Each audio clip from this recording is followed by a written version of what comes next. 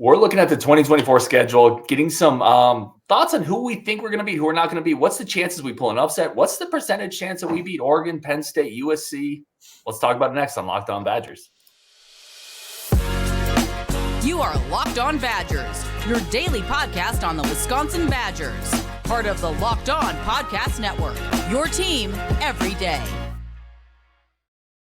What is going on, everybody? Welcome to another episode of Locked On Badgers. Thank you for making this one of your first listens every single day. We got that guy, Justin, over there, fresh from the gym, probably, getting a little bigger as he always does. Justin, this was your idea, and I love it. We're going to go through the 2024 schedule, percentage chance we think we're going to win each game, and we're just going to kind of go down that way. How are you doing today? I'm doing good. Doing all right, my man. I'm ready to do this. It's a beautiful day outside.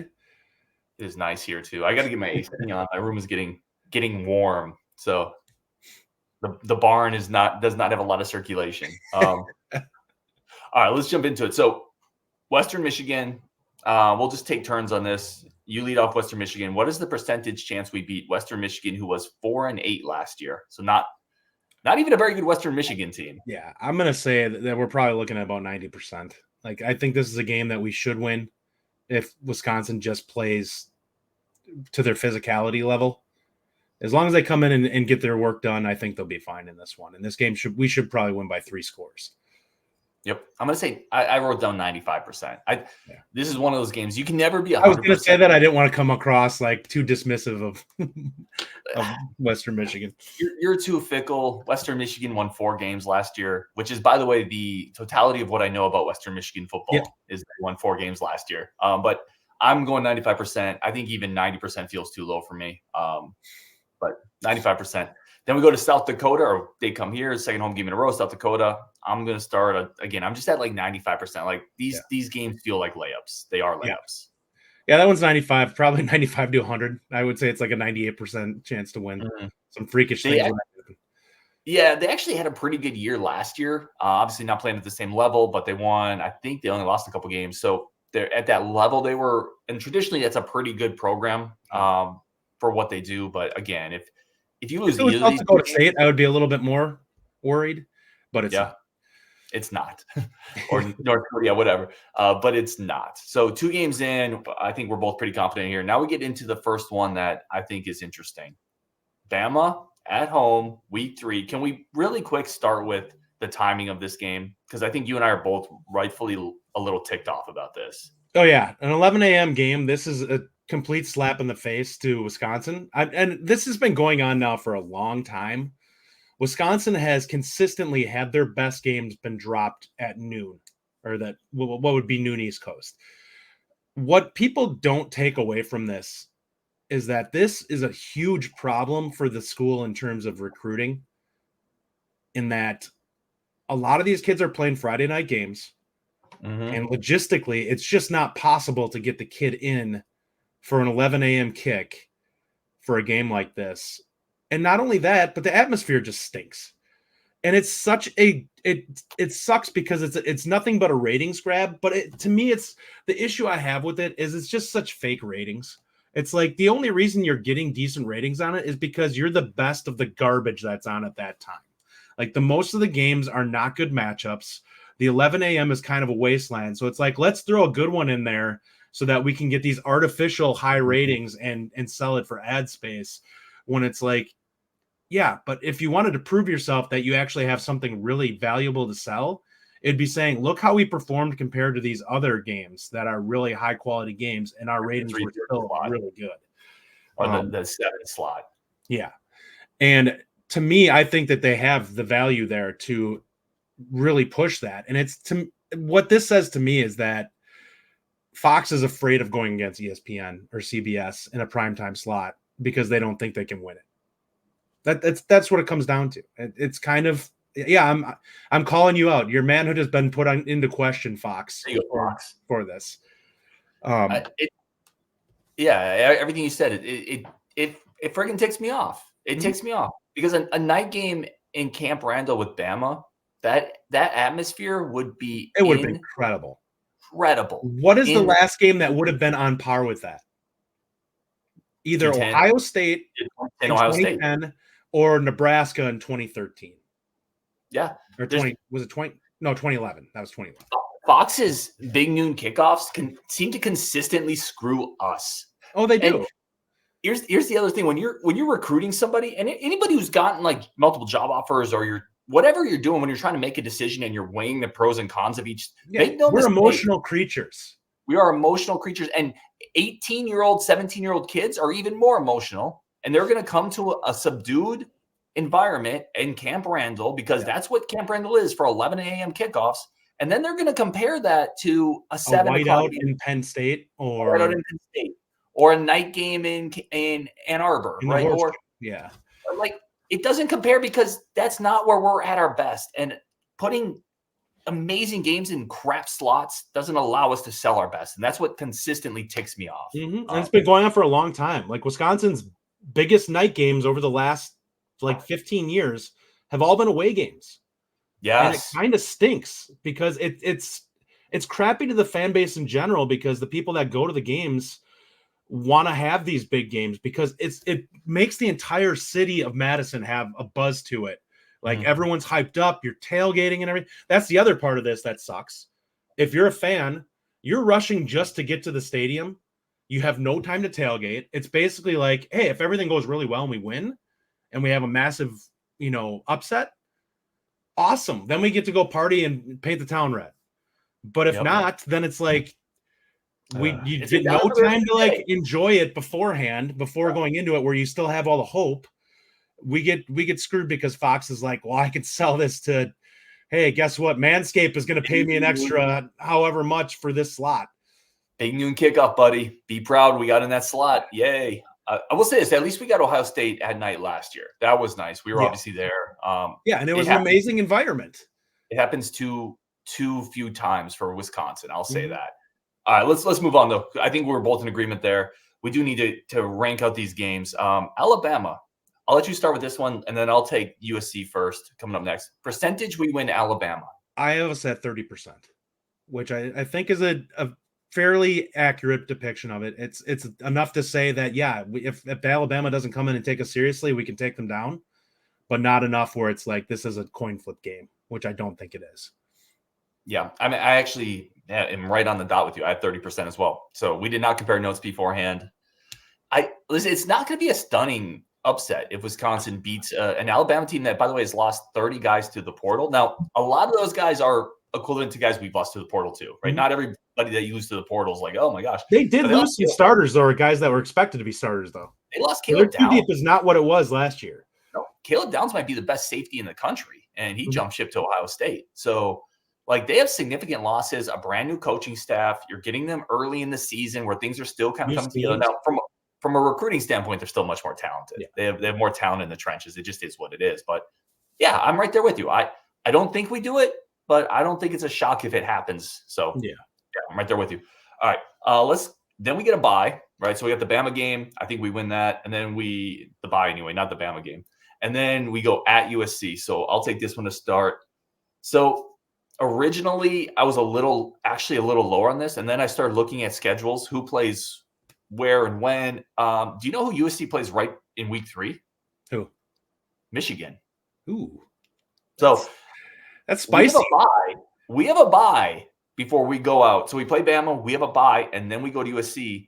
USC plays Michigan, and then immediately comes off what's going to probably be a physical Michigan game to play us. That helps.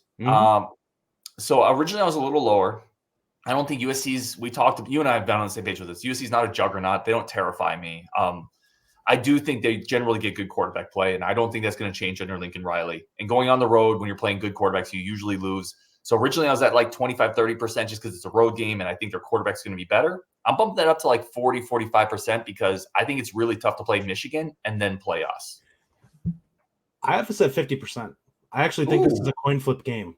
I think USC with Caleb Williams was not great last year, and they finished with the same record as us. I think there's more talent on their side of the ball, but I question whether they're better coached. And I don't think that Miller Moss is Caleb Williams. So if you get a good quarterback in that system and your defense, I do expect to take a little bit of a step forward, but even a small step, like a mediocre step forward, if they become a mediocre defense, and the offense takes a step back, Mm-hmm. I think that if we go in there and play physical, if we Utah them, I think we win this game.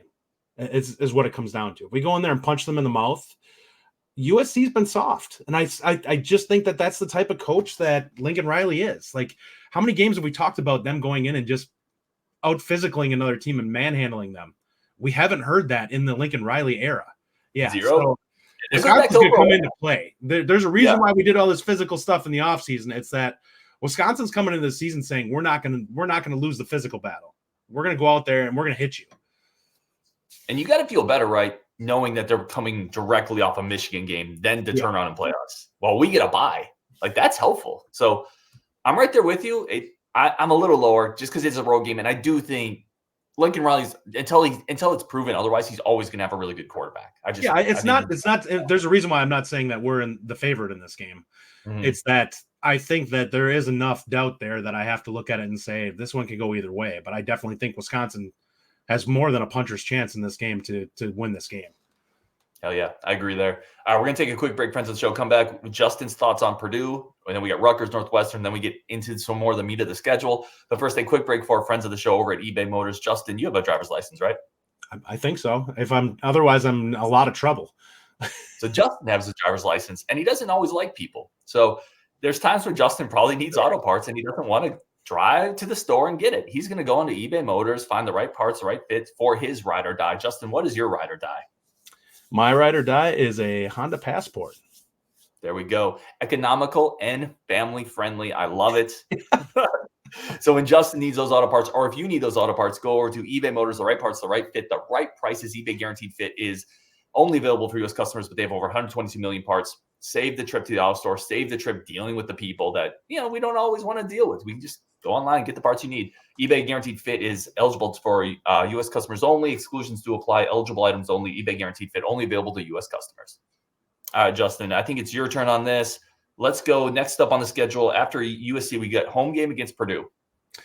I'm going to say this one's we have a 75% chance with this one. Like, I think Purdue will get better under Ryan. I don't think it's going to happen overnight. He's going to have to really recruit some depth to that team. That's kind of been the biggest issue with Purdue in general, is the fact that they tend to have some offensive skill talent, but they really lacked in the trenches, and that's where he's going to have to build. And we saw it last year. Like, we were a disjointed mess and still blew them out last year. So I think the quarterback play is going to be a little bit better for them, but I think offensively we're going to be a lot better. And I think defensively we have a much bigger chance of being able to cause some havoc in that game than we did last year. Yeah, I'm very high on this one. I mean, I'm like 85%ish. When I look at this with where it falls in the schedule, with who they are as a team, it feels like one of the easier Big Ten wins on the schedule. I like Hudson Card. I think Hudson Card is a solid quarterback. I think he played well last year. I don't think he's a difference maker. And to your point, a worse version of our team last year handled them pretty easily. I think they still have some coaching question marks. That's a super young coaching staff that hasn't really proven a whole lot. And I also like the fact that we're coming off two pretty tough tests, like Bama, USC. It feels like we will have figured out kind of who we are at that point. And then you get a home game against Purdue. I feel really good about that one. I'm going to go like 90% in Purdue. Maybe I'm a little high, but no, I think it's fair to say that. All right. Coming up next, we got at Rutgers. I'll take this one to start. So Rutgers, again, Schiano can coach. I always laugh, Justin, and we're gonna do a coaching ranking show, but I always laugh. People have like Schiano at like 14, 15, and it's because Rutgers doesn't win much. These young guys win. Like, if you plug them into a team with the rosters that they have now, I will say part of the issue with him is that his personality is grating, and it does not work with everyone. But if you got like a 1-year one-off with him, I think that you throw him on Michigan or Ohio State, he's probably a top 10 team. I think so. He's a dude who can definitely get a disciplined team out on the field, and the talent will play to its level. Yep. And by the way, he finds guys in the secondary all the time. He finds guys at receiver. Quarterback's still kind of a work in progress. But going to Piscataway, I'm going to say like 65, 70%. Like, we should win that game, but I don't think it's a layup.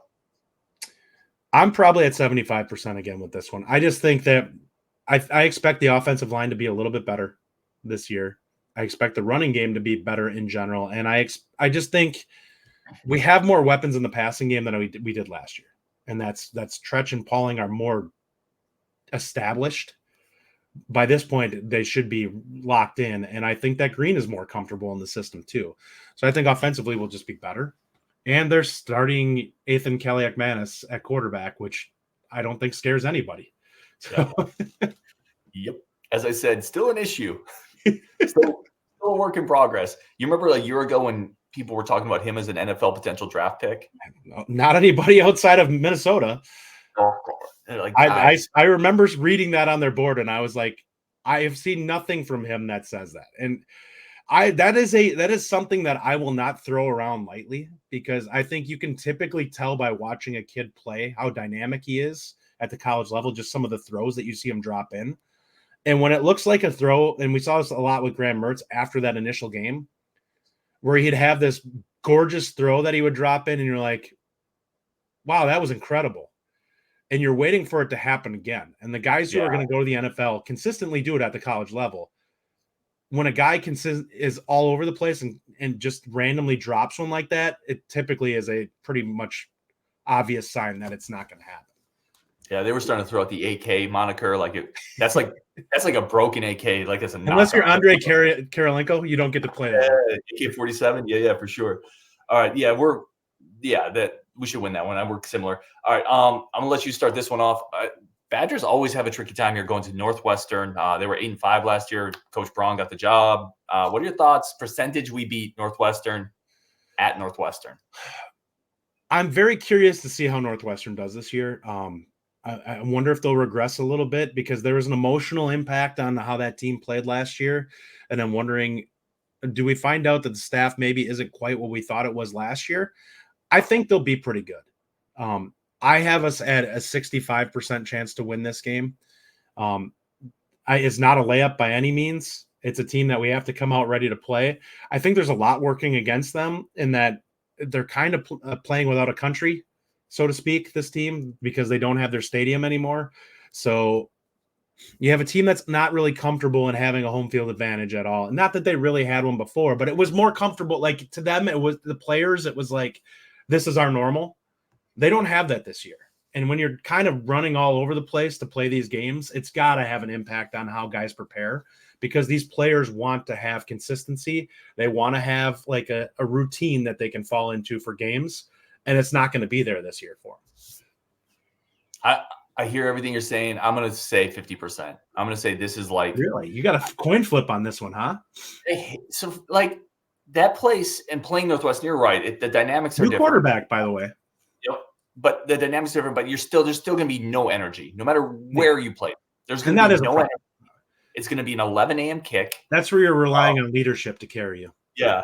I think the leadership will be better this year. I think we brought in some dogs. I think Fickell is the dude, but Northwestern just has a way of vampiring out the energy of a team coming in. And they were pretty good last year. Like, certainly that could have been, to your point, the emotional spike. I absolutely get that. But I also think you got to give him credit for salvaging a season that everybody thought. They absolutely could have been like a 1 or 2 win team. Yeah. I think most people thought they were. And he salvaged it. And maybe he's just a really good coach. I mean, we'll see in year 2, year 3, year 4, but I think there's a potential they're a pretty solid team and he's a good coach, and you have to play him on the road. It'll be right before the big Penn State game at home. So there's, 18, 19-year-old players, they look ahead. They see Penn State coming. I'm going to say 50%, and I'll be so ticked off if we drop that game, because we shouldn't. It shouldn't be 50%. But I think it is for me. All right, let's go Penn State. Coming off that, we get Penn State at home. You went first on Northwestern, right? I'll kick off Penn State. Okay. I think we beat Penn State. So I've been pretty consistent about this. It's not like a landslide. I think I think it's going to be like a 60% chance. Listen, James Franklin's not a better coach than Luke Fickell. He builds a good staff and they recruit talent. He's not a good in-game coach. You and I talked about Drew Aller. We were trying to watch some of his fabled spring practice. Spring game. Listen, they're going to have a really good running game. They have good running backs. They led the Big Ten in rushing last year. We know they'll have defensive backs and they'll be good in the front seven. I think we beat Penn State at home because I don't think we lose every big game on the schedule. I think Luke Fickell's a better coach. I think we're in year 2. I think we beat Penn State. I'm going to give us a 60% chance to beat Penn State. Yeah, I guess the simple way to look at this would be to simply look at, we were competitive with them at home with Christ as the coach, having no offensive like dynamicism at all on that side when we had a good defense. And I think the defense is going to be similar to that level this year. But I think the offense is going to be far more difficult for them to figure out what we want to do. And I do think that there's better playmakers in it than what we had the last time we faced them. I trust Longo being able to exploit them a little bit in this game. And I think the offensive line is going to be solid. We may not be dominant in this, but if we can average 4.5 yards a carry, like that would be a really good game for them. That's going to be enough to keep them honest and not be able to let them start to pin their ears and go. And I think Van Dyke is a good enough quarterback that you can't just pin, because one of his best attributes is the fact that he can really throw the ball downfield. And if you come at him and say somebody gets left open, that's trouble. And if you watch his highlights, that's a lot of what his highlights are. Him getting the read to the guy that's been left or there's busted coverage, and he's just like, yep, all right, I'm going to drop this right on the guy. Yeah. And by the way, like that could be our chance for the big night game. Oregon is night. Yeah, listen, friggin' better be. But let's say we split Bama, USC, and then we win the rest of the games we think we should. We could be coming into that environment with one loss. I'm gonna give the percentage on that one at 55. Okay, I love it. So we're both on the right side of the ledger there. I love it. All right, we're going to take a quick break for our friends of the show. Come back. We're going to talk about the rest of the schedule with Iowa next, going to Kinnick. Coming up next on the Locked On show here, we got Game Time, our friends of the show. Justin and I and Rajiv, we were all talking about Bama. And honestly, if we go, I'm still going to get the tickets on Game Time because this is the best place to do it. But that 11 a.m. kick actually makes it a little less likely that I really want. I wanted the environment, Justin. So maybe we shift to Penn State or something. We're going to talk about it. But let me ask you this. Would you rather go to Game Time and get night tickets at Penn State or 11 a.m. kick for Bama? Why not do both? Why not do both? Spoken like a true baller.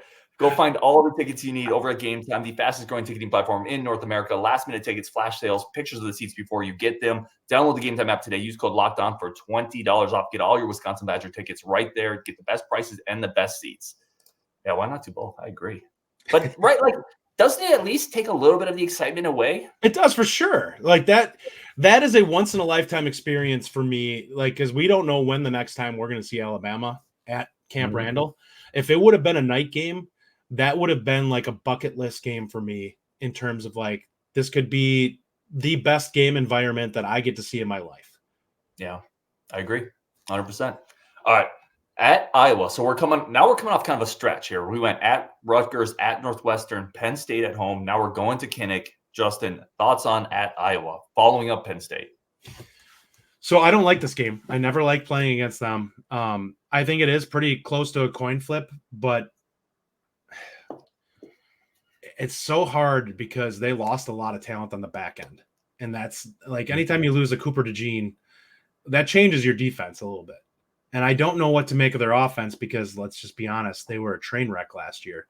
But if they're at least competent on offense now with the change at offensive coordinator, that could make this game a little bit more uncomfortable than we'd like. I think they're going to be pretty good again defensively. I just think we're going to be better offensively in this game. I'm going to put it at 50-50 because I think that we're going to be a better overall team this year, and I'm not sure what Iowa's going to be. Like, if they're the same team that they were last year, we'll win this game. Yeah. No, it is the question mark, right? The offense. Every year we talk about Iowa can't be this bad again offensively, right? And then they always are. But now they've actually made a shift. And there's no way, like, they just can't be that bad. They have a new mind, new coordinator. The issue is that the head coach is a big part of the problem. Yes. Like, he is the one that wants to be that conservative, which is a massive issue with what you're going to see offensively. Well, in that quarterback, it's McCarthy, not McCarthy, sorry. It's McNamara or it's Brendan Sullivan, the Northwestern transfer. So no matter who wins that job, you're not scared. Well, they lack weapons too. Like, there's nobody at wide receiver that you're looking at and like, oh no, this guy's going to be a problem for us. That being said, that defense the Iowa defense always going to be solid. Always going to be solid. And they're at home. So I'm going to give them the edge. I think it's probably like a 35% chance of going into Iowa and winning. it's also because we're coming off a couple road games, Penn State. That feels like a grind to then go into Iowa and beat Iowa. So that's fair. I think it's like 35%. I almost went to 45, but I'm going to be the optimistic one. Do it. Rashid's not here. Do it. And we can definitely beat them. All right. Then we get a bye, much needed bye after that stretch. Come back. We get Oregon at home. I'll kick that one off. I think it's like a 10% chance. And the only reason I think it's that high is because we're at home. It's at home. I have us at 20, but you're right. It's a game I do not expect to win. I think that we're going to need turnovers in this game, and we're going to need Dylan Gabriel not to be what I think he's going to be coming into the season, which, quite honestly, he is a Heisman probably top 5 guy. Like that lineup is set for him to be just placed in and light it up. He could very well have the same numbers as Bo Nix last year. Yeah. And something that Brian Smith mentioned that I thought was really intuitive too. He said, listen, you don't want to play the really deep teams late in the year. Mm-hmm. That makes sense. They're going to be a little banged up, but their 2 and 3 deep are better than not just our 2 and 3 deep. They're better than most people's 2 and 3 deep. So, and they were young last year, so they're going to be a better team than they likely were last year. They also have an elite defensive line. They go about 8 deep there. Like that team is going to be a bear. And I think there's a chance they could kind of beat up on us, not just beat us. All right. Then we go to Nebraska. At Nebraska, Justin. This game is closer than I'd like it to be. I don't know what to make of Nebraska. I did watch some of their spring game. The quarterbacks look good in that game, but I don't know if that's because their defense has regressed a little bit. I personally think that that's a part of it. And plus, the spring games are very vanilla. So I do think Raiola is going to be a quarterback down the road that is going to be a very good quarterback in the Big Ten. I don't know if it's going to be there this year because we very seldom see a 5-star come in and set the world afire. Even Lawrence didn't step in until like halfway through the season. And he could be banged up by that point. Like he could be getting beat up because I'm not sure how deep that team is overall. I think that Rule is a pretty good coach. I'm going to say, I'm going to put this one at 60. Because I just think that we're more talented than them at this point yet. And I actually do think that Fickell is – I like our coaching staff versus theirs. And if their defense took a step back, I think that's going to play in our favor. But I think this game is going to be – it makes me more uncomfortable than I would like it to. Even 60 feels a little high to me going on the road. Because I think you and I are on the same page with a lot of this. We both think Matt Rule's a good coach. Yeah. Like – I think that he, at worst case, gets them back to Bo Pelini level, which is a good team. That'd be great for them. Yeah. Considering where they've been. I think it's probably more like 40, 45%, 50%, maybe 50%. Because honestly, there is an element of I need to see Nebraska actually beat us. Yeah. More than once. That's the other part of it. We're mentally in their head at this point. I think so. But I will say, I think some of that shifts when a new coach comes in. It right? does. So I think it's a coin flip because I agree with one of your best takes on this is people have gone overboard with Raiola. And let's see, right? Like he's a true freshman. Let's see. It's such a different game at the college level. And especially I actually think that one of Wisconsin's strengths is going to be their secondary. Like we very well could have a better secondary than just about every team on our schedule's offensive guys, which is going to be a problem because I don't know, like other than Oregon, USC and Bama, I'm not sure there's a team that's on our schedule that you can look at and be like, we're at a disadvantage on that. Like these other teams may have one guy, and I think that you trust Hallman against pretty much anybody that's not Marvin Harrison Jr. type. Yeah, I agree with that. I will say last on Nebraska. I mean, that's probably if right by the time he's at the end of the year, Raiola is no longer a true freshman. So there could be a ton of growth from that first game to that game at that point. And maybe at that point he's grown into what people think he is, and that might be a problem. But I think it's about a coin flip. Then we finish out at Minnesota home game. I think this is like 85% chance win. I really think the shine is nationally. I think in the close areas, we already have kind of seen it. I think the shine nationally is about to come off PJ Fleck. I think that program has lost quite a bit. I don't think it's very good. I think at home we might beat them by a couple scores. Yeah, I think honestly they are projected to have a pretty rough year. And I think that their fan base is probably thinking that they're going to be better actually than they are. I don't trust them to like that running back might not even be playing by this time of the year because he's going to get run into the ground. I think they probably are going to be able to run the football okay, but they're not going to be dynamic offensively. Daniel Jones? Their wide receiver, the one that we were after. Oh, yeah. The one that we recruited. Yeah, he's a pretty good wide receiver, but I'm not sure he's a guy that's going to go out and win you a game. Like, he could have a solid game for them where he goes out for 80 yards and a touchdown. But I don't think that they have the weapons to go out there and score enough points against us, where I think even last year we saw it. If Van Dyke is mediocre, we're probably going to get to 28 against them. Mm-hmm. If he's good, we're probably going to get to 30 plus, because the biggest loss for them was that defensive coordinator. Rossi was actually a really good defensive coordinator. I do not expect them to be as good defensively. And if that's the case, PJ, you better hope you can sit on the ball and run it consistently, because otherwise you're going to be in rough shape trying to stop teams from getting in the end zone. I think they missed their window, right? When they had the window, when the West was what the West was. They had a veteran quarterback in Morgan. They had Mo Ibrahim. They had that huge offensive line, and they had Winfield in the back seven. I think they missed their window. And now they haven't kept up recruiting. And we absolutely abused them in that game. That was their Super Bowl. Yeah, no, I know. Yeah, it's great. So I have a pretty high. Did you give a percentage of Minnesota? I would say I would probably agree with you at home. I think they're going to be a beaten team by that point. Like, mentally, they might be broken. That could be a game. I would say 80-85 is probably pretty right. I think there's a good chance. The only way I think we lose that game is if we don't take them seriously.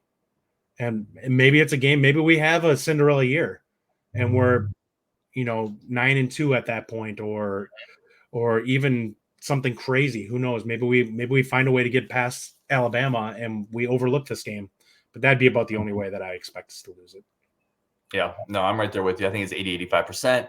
And with that, we will wrap it up. But the biggest ones we were off on, Justin, was at Iowa and then at USC. I think those are the biggest ones. I think we see the game in the same light. I just don't think that, like, I look at the game against Iowa and I just look at them as a team, and any team with a competent offense is going to give them fits, because they can't score. But maybe they can this year, though. That's the question mark. Maybe Ferenc is the problem there. Like, I don't think that they're going to get better until they can kick him out. And if you lose him, you lose the defensive coordinator, who is honestly their meal ticket. Yeah, no, it's a good point there. We will wrap it up. He is Justin Jolka over at Bucky Report. JJ, you all know the base, and over at the Bucky Report on YouTube and podcast. Go check out their work, him and Rasheed. I'm Ryan Herrings. Thank you so much for tuning in. As always, more positional previews coming up. Recruiting guide coming up this week as well. So a lot coming up as always on Wisconsin, and we will talk later.